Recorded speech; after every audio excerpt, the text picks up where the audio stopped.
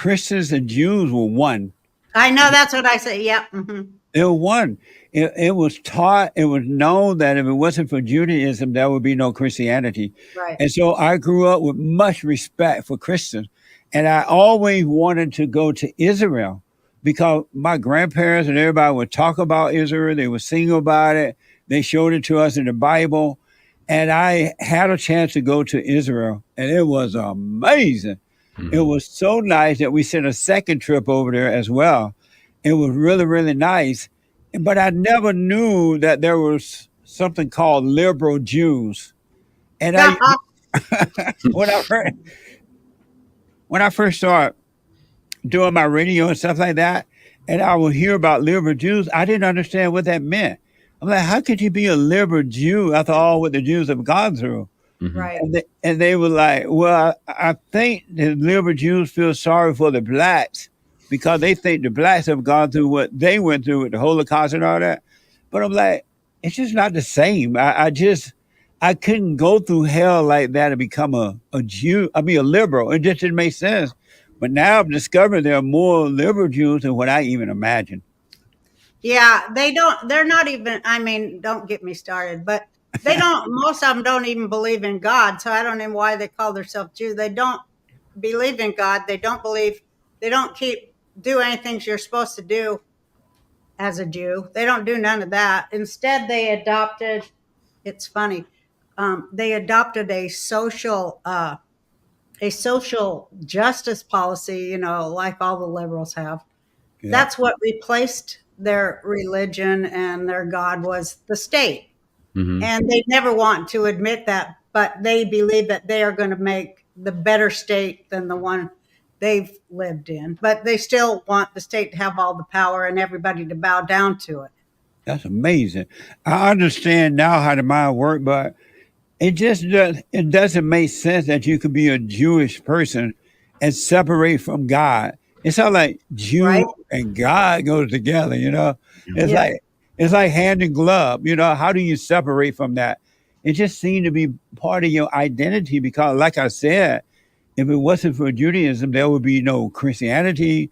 The world would be totally messed up if it wasn't for any Judaism. Islam either. Yeah.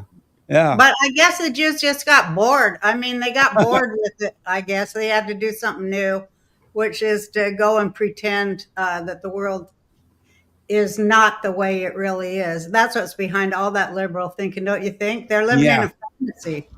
Yeah, no, it's absolutely a deception of the mind. It's darkness of the mind, 100%. Yeah, liberal. It's a weird word that the meaning of it, I think, changed because originally it said that the word liberal came from a particular way of reading the Constitution, that there was a conservative way to interpret the laws and a liberal way to interpret the laws. But, it didn't have anything to do with social experimentations on groups of captive populations like we do. It was just an interpretation of the laws. But you can see, I just think it's all just communism. It just came and got a great big old toe in, and it was a Trojan horse, and they rolled it over all of us. Yeah, absolutely. I've been told that it's kind of been in the making for a long time too, but most people just didn't see it coming. And when I was growing up, I did not know until after the so-called civil rights movement, I did not know any liberals growing up in Alabama, and I did not know any Democrats. Everyone in my family, all of my friends and their family members were all Republicans. And they were conservative in their thinking. They worked for themselves. They bought land. I did not know any liberals, or I didn't know any Democrats, but that has all changed now. And though there are some blacks that are becoming conservative now, Republican, but that wasn't before the civil rights movement. They were conservative. They were building and taking care of themselves. They were independent thinkers. And I believe they were building wealth all over in pockets all over the country. And then those places like Rosa, I'm so bad on names. I used to be able to go name them off, but the places of black wealth were invaded by, I mean, largely Democrats. Yeah. They were run off, hung, lynched, and their land, stolen. Like Manhattan Beach, California, was Yes. a black city. And, Right. The developers or whoever, the oil company, I don't know, the big money came in, and all of a sudden it was just rich white people living there, and all the black people were shoved out and Yeah. their wealth stolen. Like Juneteenth is about that too. The Black Wall Street, just the invasion of Democrats, really, Yeah. to prevent anybody from rising on their own where they don't control it or get a little payoff, just like the mafia, where they Yeah. go, oh, it'd be terrible if something happened to this little town, but we can protect it if you pay up, right? It's all about the money and perceived power. It's not about love. It's not about the people. It is about the money and so-called power. That's all the so-called civil rights movement was about. It was about money and power. It was never about becoming one nation under God, being one, bringing people together. It was never about that. It was always about money and power. And you can only do that when you divide the people. Divide and conquer. And that's what they did.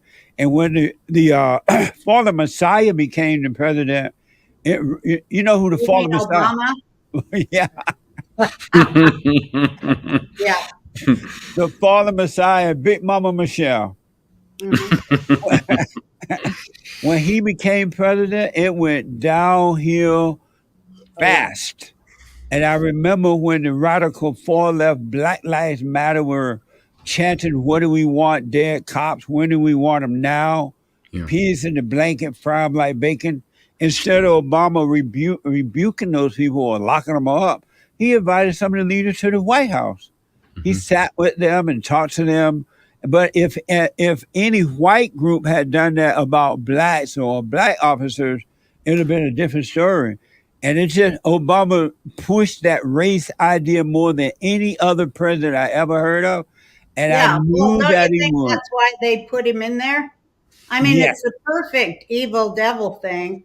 Think about, and it really made me so mad at the time. I ran against him in 2012 just because I knew what was happening, and Yeah. I knew since he signed away all our money in 2008, he ran back to Washington D.C. to sign all that, giveaways to the banks and all that. He ran Yeah. right after he was sworn in, but I was like, man, they got a guy that they can totally control, and they're going to use him because his skin is dark. Yes. They're going to use him to destroy the black middle class and its Yes. wealth, and the black wealth of every black community. And that is what he did. And he's continuing to do it because this is third term.